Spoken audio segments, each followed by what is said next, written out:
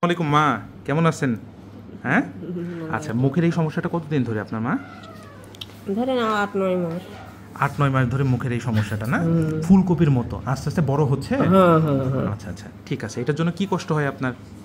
কষ্ট বলতে দেখতে খারাপ, আপনি মনে করেন যে হলো এটার জন্য তাহলে দেখতে খারাপ লাগে মা, না?